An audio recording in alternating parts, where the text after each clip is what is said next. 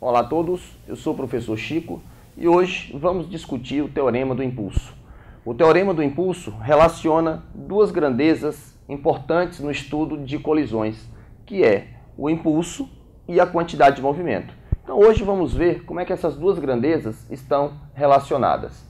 Observem, imagine que eu tenho um corpo deslocando com uma velocidade constante igual a V0. Num determinado momento, eu vou e aplico a esse corpo uma força.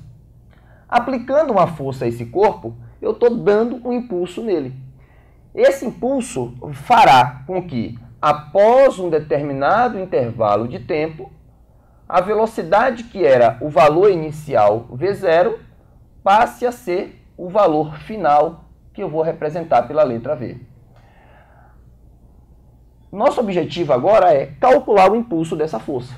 Olha, por definição, o impulso dessa força, ou seja, aquilo que está associado a essa alteração de velocidade, ou seja, o impulso é definido como sendo o produto da força com o tempo. Vamos imaginar uma situação onde essa força é a única que está atuando no corpo.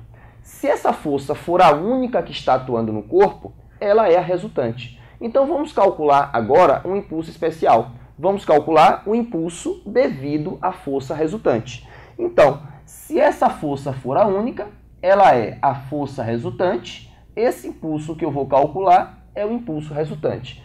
Mas por que a força resultante? A força resultante a gente consegue calcular facilmente. Observem, da segunda lei de Newton, a força resultante é dada pelo produto da massa com a aceleração.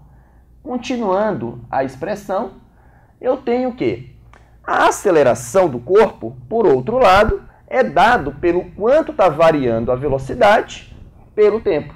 Ou seja, continuando a minha escrita, esse impulso resultante fica a massa, a aceleração é o quanto variou a velocidade pelo quanto está variando o tempo, tudo isso vezes o tempo. Percebam que a grandeza tempo, ela cancela. O que nós devemos fazer agora? Nós devemos interpretar esse produto. O que é que sobrou aqui? Massa vezes variação de velocidade. Nessa hora, vamos recordar o conceito que temos da grandeza quantidade de movimento.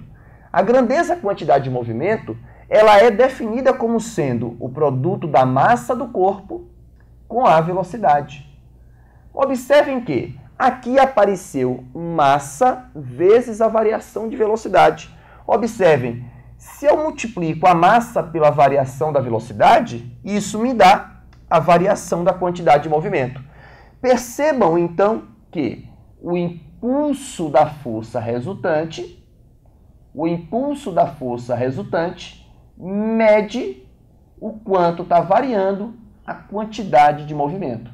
Então, na prática, quando você aplica uma força em um corpo, o efeito dessa força no corpo é variar a quantidade de movimento do corpo. Nesse caso, essa variação da quantidade de movimento está sendo olhada apenas pela variação da velocidade. Mas a gente pode expandir nossos conhecimentos pensando em sistema de massa variável. Ou seja, se a massa variar, a quantidade de movimento também está variando. Mas a ideia é a mesma. O impulso da força resultante mede o quanto está variando a quantidade de movimento.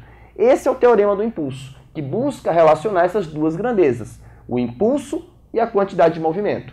Essa igualdade será extremamente útil quando a gente for avaliar problemas onde envolve um sistema dito isolado. Até a próxima aula. Muito obrigado a todos.